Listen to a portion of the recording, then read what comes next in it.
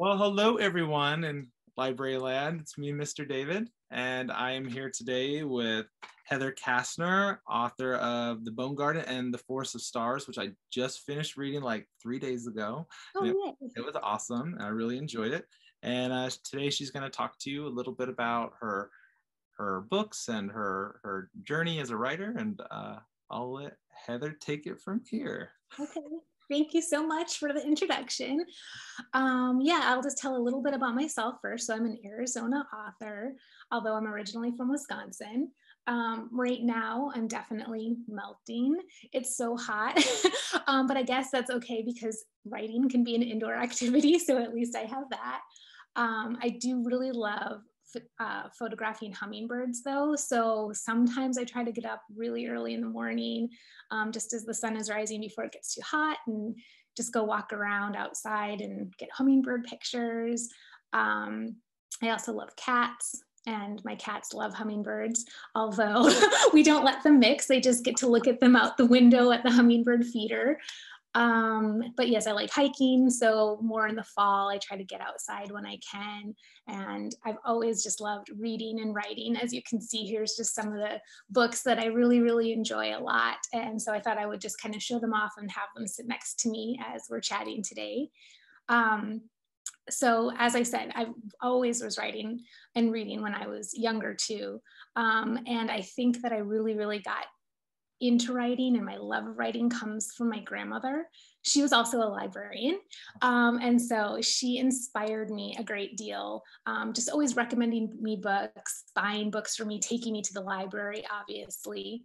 And these books right here, it's a Grimm fairy tale book and also just a blue fairy book. These are books that she always read to me from when I was just, before I could even read. And then I just always would ask her every time I'd visit her to read me more from them. And I think that these kinds of stories with a little bit of darkness, some magic, friendship, adventure, that's really what inspired me to write when I was younger too. So I would pull out notebooks and just kind of jot down story ideas, and I'd fill them all up with crazy adventures that I was hopefully going on and things like that.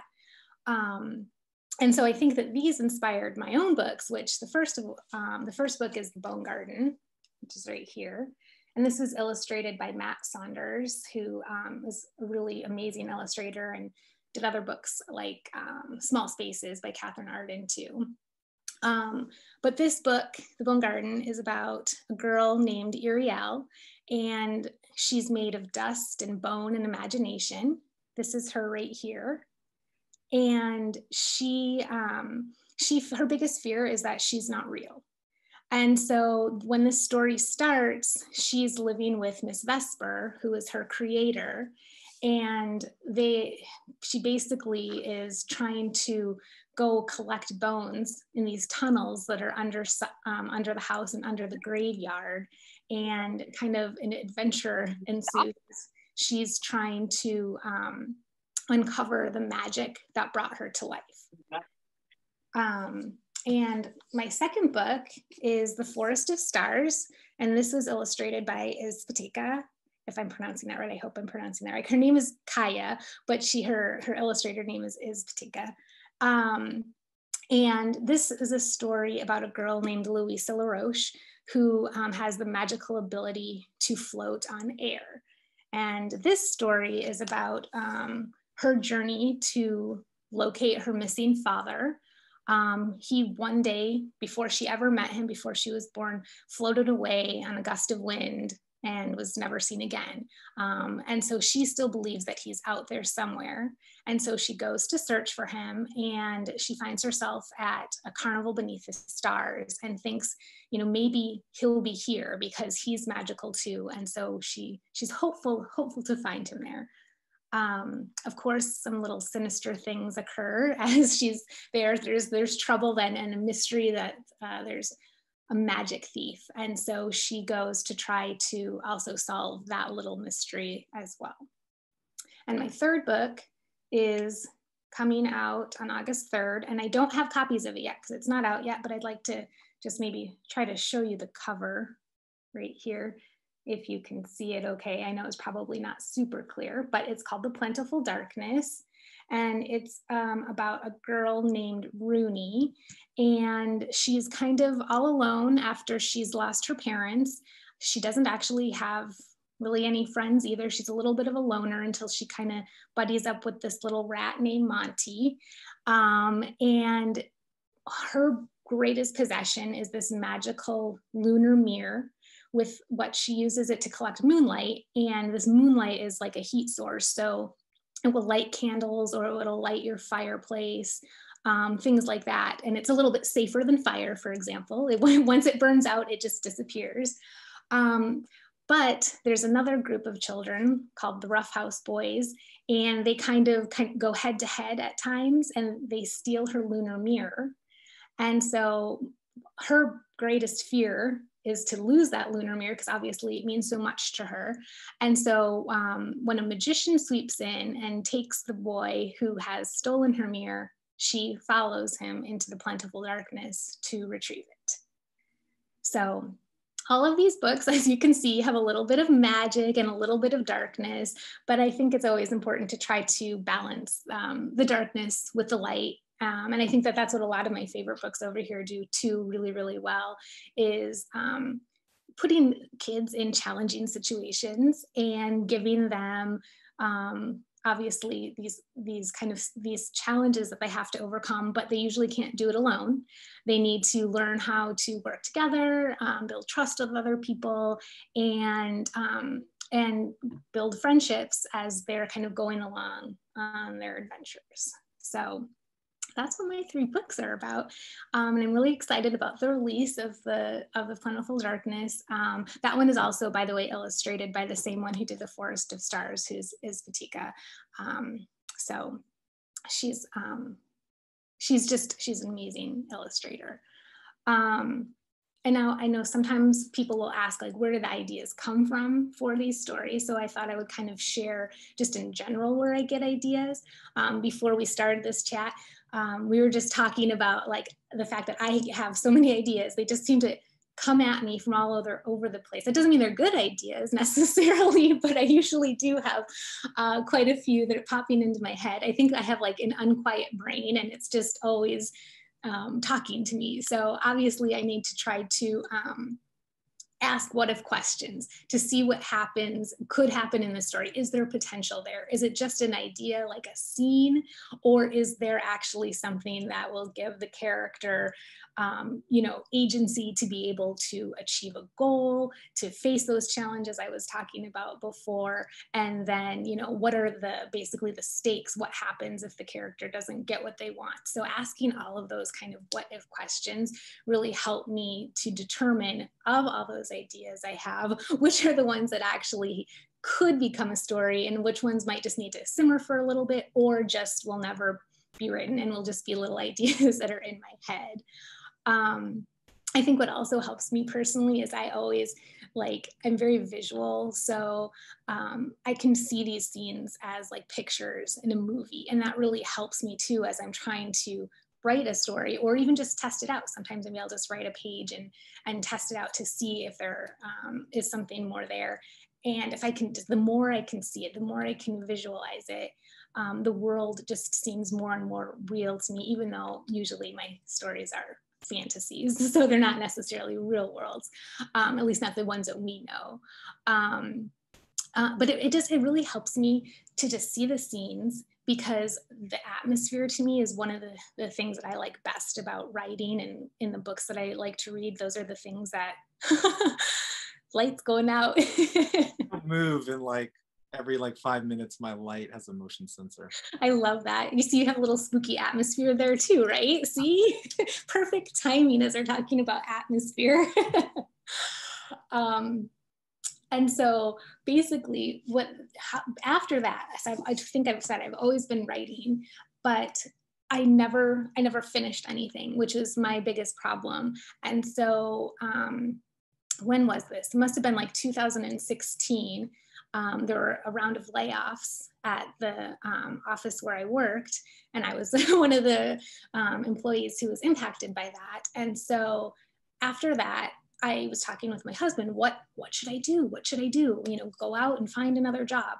Or my husband was like, you've always wanted to write, you know, why don't you take like a month and see, not if I can finish something. I certainly can't finish something in a month. I wish, but to see if I could actually get momentum, if I could do something like writing as a career. And so I kind of just poured myself into that. I remember the first day after the layoff, just laying in bed, like, okay, this is exciting and this is a lot of pressure. And so I was like, what the heck am I going to write about? Because I felt like I really wanted to write something new. This was a clean slate. I didn't want to go back to one of the stories that I had maybe started before and for whatever reason put aside. And a lot of the time, those stories I was writing had been young adult. And I just felt like they were so serious, even though they were fantasies too. It felt like I was going to be stressing myself out to write them. And so I had always loved middle grade. I read a lot of middle grade, and I was like, you know, just the feelings I had when I was 10, 11, and 12 were just some of my happiest reading memories and moments. And so I was like, if I could kind of bring myself as an adult back to where I was then, when I just loved reading so very much and writing was so new to me, I'm going to try my hand at middle grade. And so knowing that, I was like, okay, now let's narrow it down even more. What is this story going to be about? Because that's still wide open. And as I was laying there, the first sentence just popped into my head, which was, she descended into the basement, tasked with collecting the bones. And I was like, okay, yes, this has good atmosphere. and I actually had no idea what the rest of the story was going to be about. I literally started out with that line, and I went back to my habit of trying to picture this as a movie again. And so I pictured this girl, I didn't even know her name at the time or anything about her, just descending into the basement. And okay, it was dark, and okay, it was creepy, and what the heck was she going to get those bones for? And so it just kind of all started from there. And so I really think that stories can just start from like the smallest kernel of an idea.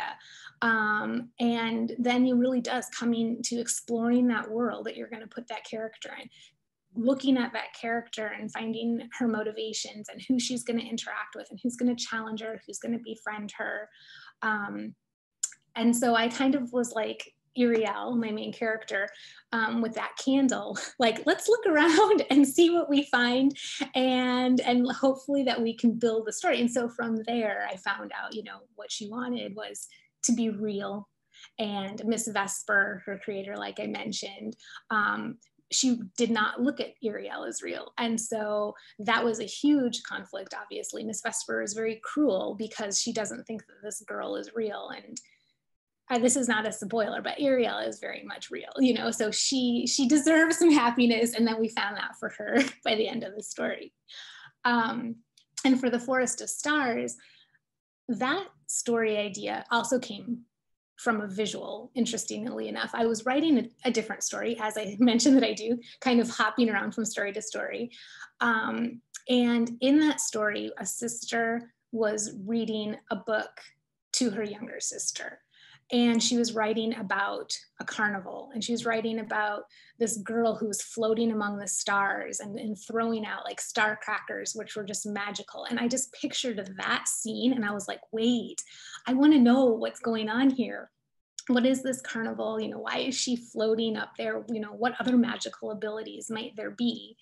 And so I put aside my other story and turned to this one instead, with Louisa in the search for her father at the carnival beneath the stars.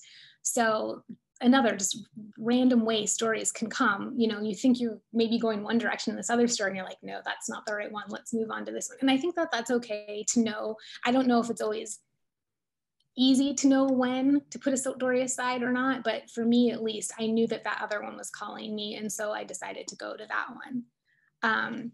And with The Plentiful Darkness, that story actually came to me in a dream.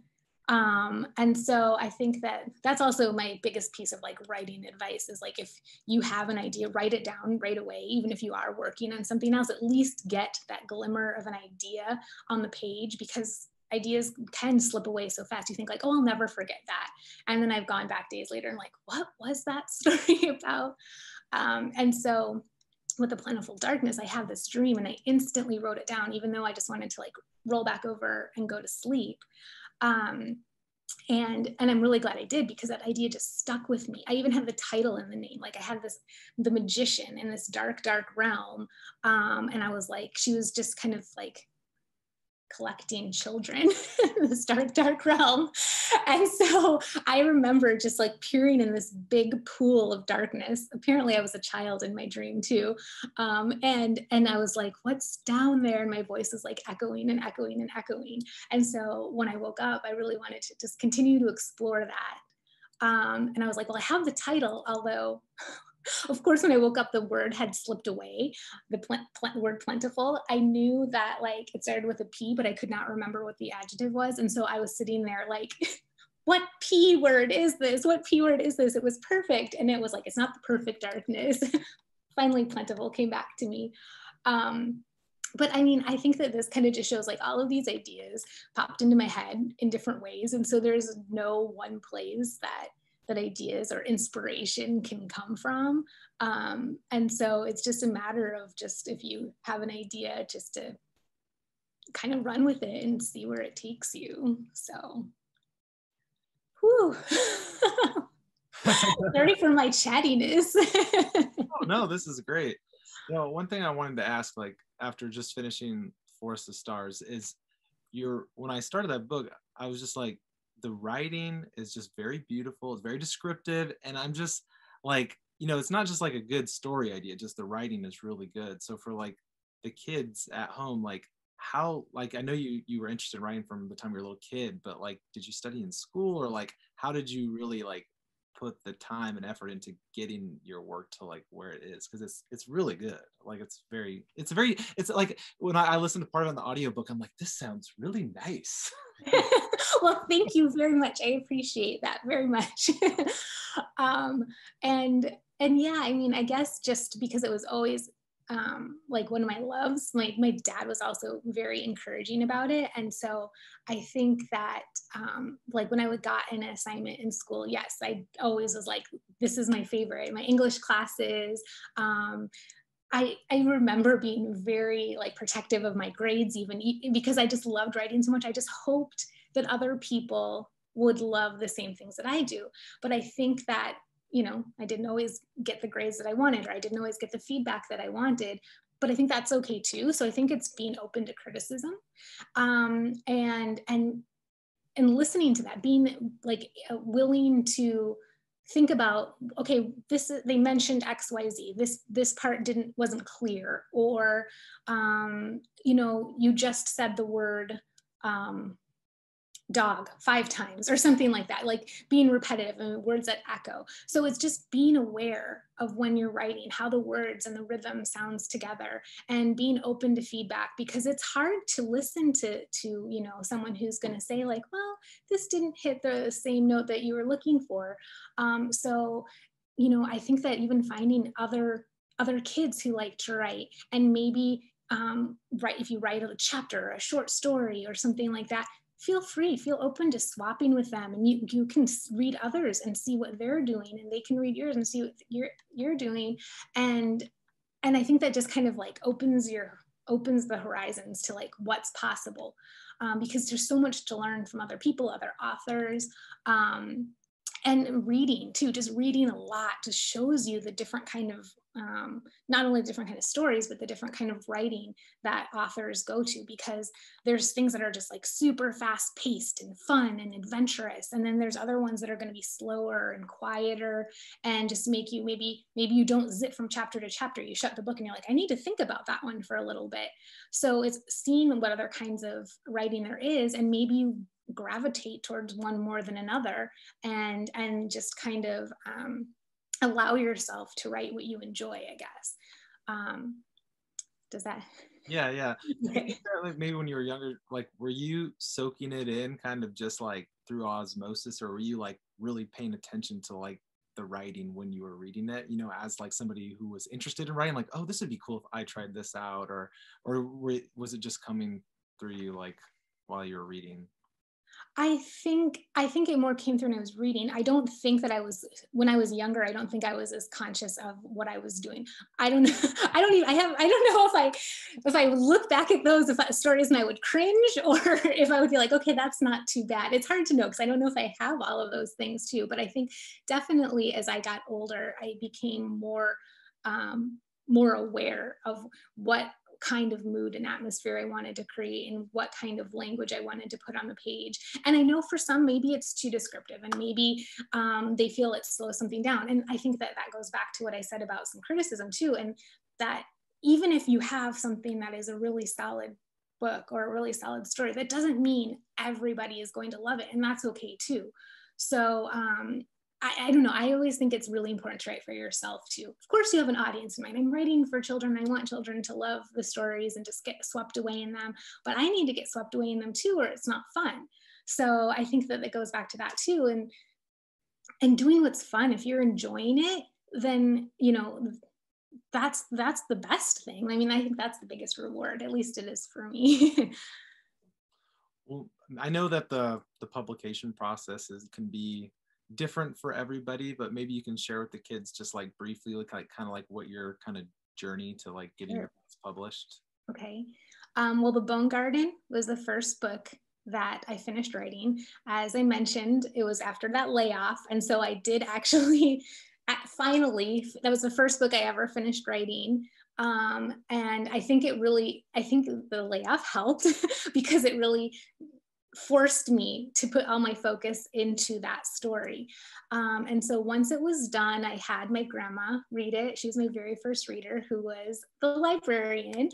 And she was so cute. She mostly criticized like the grammar or something like that. So she said she liked the story and it was a little scary, but she was like, pointed out my little errors for me. And I didn't know anyone in the writing community at that time. I wasn't really even on like social media or anything like that. And so I was a little bit lost on what I needed to do. I didn't have critique partners to share it with, which I have met now. And I think that that's really helpful. But at the time, I was like, I just had to kind of trust what was there. My husband and my mom also read my book. And so they gave me some feedback, and it was pretty similar about like little areas to maybe put some more tension or menace into. And so after going through revision, because I think that as much as we'd like stories to just kind of go on the page fully formed, with writing, there's always going to be revising too. So I went through, and it was probably the most minor revision I've ever gone through since, because my family, I think, just kind of is nice to me when they're giving feedback too. But after that, I think I started to get on social media so I could actually see like, what do I need to do? Started researching different agents that were out there, what kind of books that they represented, and what they were looking for now. And then kind of just built a list from there. And the query letter was one of the hardest things to write. Basically that 250 word summary of the Bone Garden to hopefully entice an agent into wanting to read beyond the first 5 pages and request the full manuscript. So I think over the course of querying, I think I sent it to about 25 agents, and I don't know how many requests I got, maybe 10 full requests, and then many passes, as you can see, or some were just non-responses. They just kind of disappear, never to be heard from again. And the first really positive response I got was from an agent, and she had said that she loved the story, but she wanted to offer like a revise and resubmit. So she wasn't offering representation, but was basically saying like, I like your story, it has potential, I have notes for you if you're willing to look at them, and if you apply them the way I think that works, then maybe I'll offer representation. But I was still really excited. It seemed like a step in the right direction. And so I still had some full requests out. So I just asked her, maybe I'll just wait to see what happens with those. But otherwise, I'm definitely interested, and thank you. And she was perfectly happy to wait. And so soon after that, I got an offer from my agent that I have now. And so once I got my agent, I sent a note to the other agents who had it, and just to see if they wanted to read it, finish reading it, and an offer or not. And I had one other offer come in. And so then it was a really hard choice because they were both good. So, but yeah, I think that whole process probably took about, I don't know, months. It's not short, but it was probably like, yeah, like probably like 4 to 6 months for everything to come through. So then how long after you finished it to where it was actually like in a bookstore? Because I don't know if kids actually know how long the book actually, you know, takes from, you know, when I finish it to when it actually gets read by real kids. it went after my editor bought it. It took 2 years from them saying, yes, I'm going to buy this book. Our publishing house is going to put it on, you know, bookstore shelves and in libraries. 2 years, because there's a lot that goes into it besides just writing the book. Like I mentioned, it's the revising, because my editor had many, many notes also, more than my mom and grandma and stuff.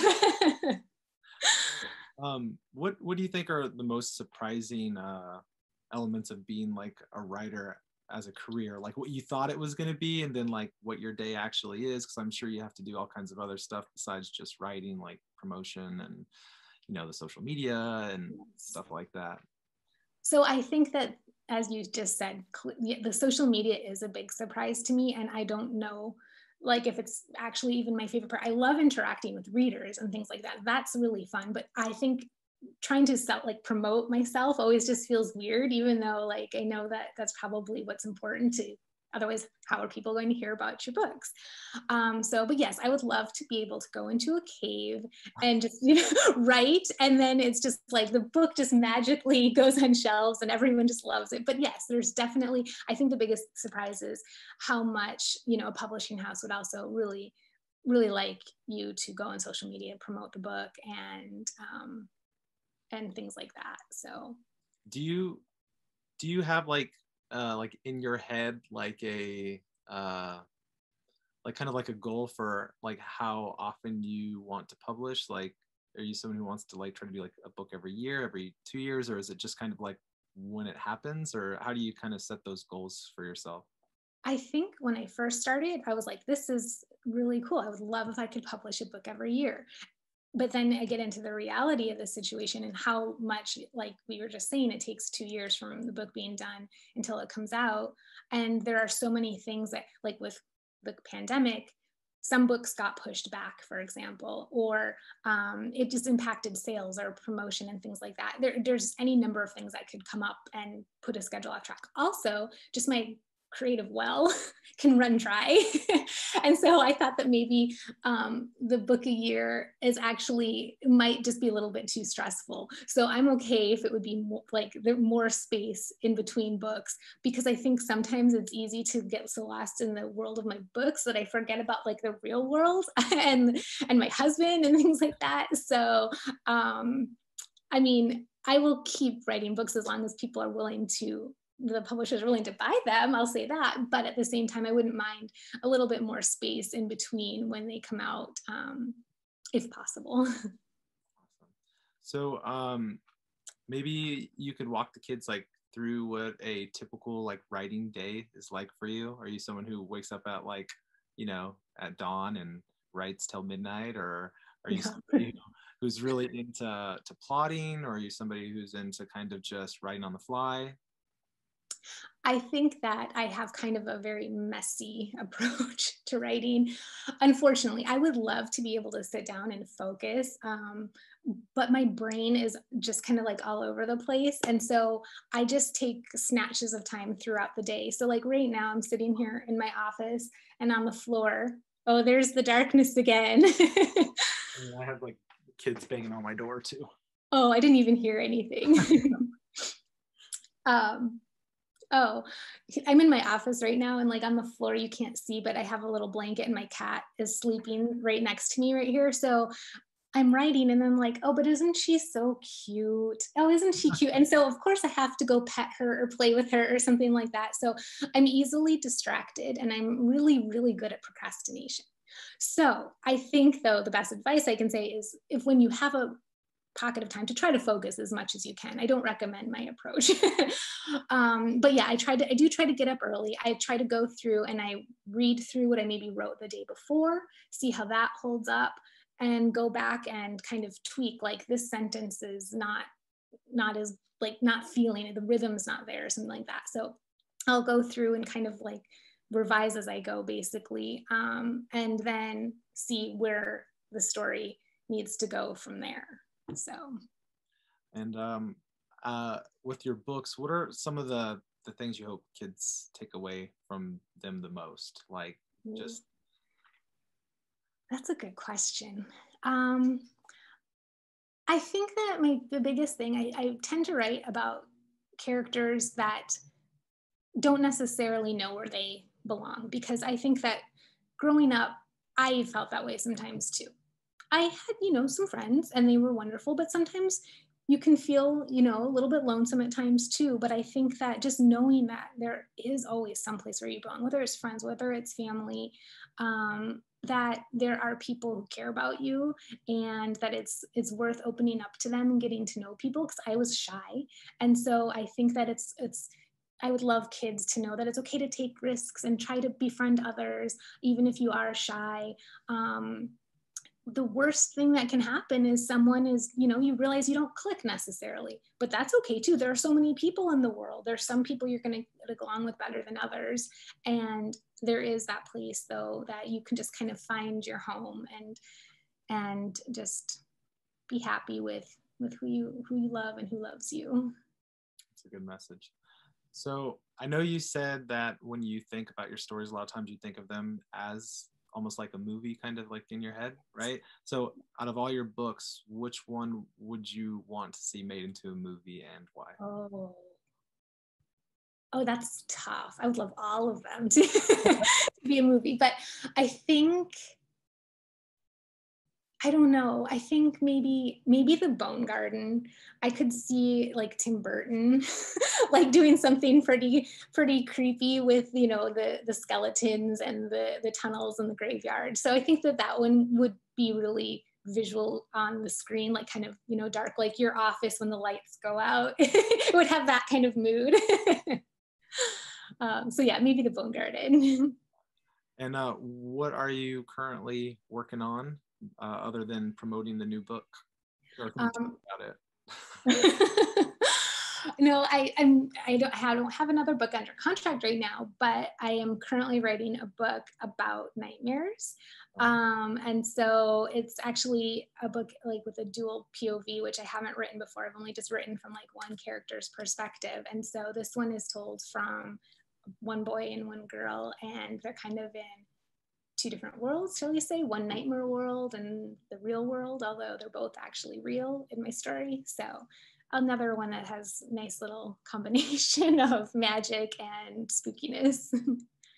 Very cool. Well, I'm trying to think if I have any other questions. I know we scheduled you for a nice 30-minute talk. Yes. It was really, really nice. Yeah, this has been great. It has been wonderful. I appreciate you having me. I'm no Terry Gross, okay? I don't know if I could carry an interview like the NPR greats, but I hope I did all right. You did amazing. You made me comfortable, and so thank you. And thank you so much. Yeah, so kids, if you're interested in Heather's books, I'm sure you can find them here at the library. We have them here. So, and they can also find them on Amazon, Barnes & Noble, all those good places, maybe on your website. Maybe? Yes. Yeah. Yes, they're there. Is there anything else you wanted to plug or talk about? I don't think so. Just signings or planned in the future, or I don't. With COVID, I haven't decided to kind of go out into the world yet. So maybe one day again, I'll be out in the world. But no, right now I'm just being my little homebody self and writing more books, hopefully. Well, whenever you do have stuff, I'll make sure I promote it here at the library so the kids can go get their stuff signed. Thank you so much. Well, it was nice talking with you, Heather, and thanks for all the personal advice as well as the advice to all the kids at home listening. Absolutely, my pleasure. I'll talk to you later. Bye. Bye.